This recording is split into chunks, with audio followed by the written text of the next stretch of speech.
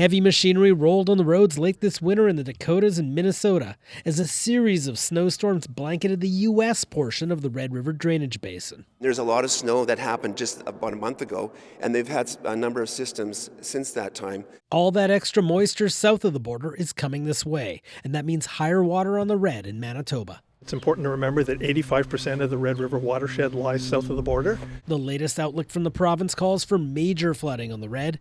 Precisely how high it gets will depend on weather. We're going to be preparing for the worst, but we're hoping for the best. The worst is not that bad. While every weather scenario this spring calls for the Red to spill its banks north of Morris, the river is not expected to rise high enough to threaten any Manitoba communities. Even the worst-case scenario for this spring would make this Red River flood like the one in 2020. The province didn't even have to close Highway 75 that year. We don't expect to shut it down this year in the repeat of those levels. The risk of significant flooding almost everywhere else in Manitoba is low or moderate, including along the Fisher River, which slammed Peguis First Nation last year, and along the Winnipeg River, which wound up in a record flood in 2022.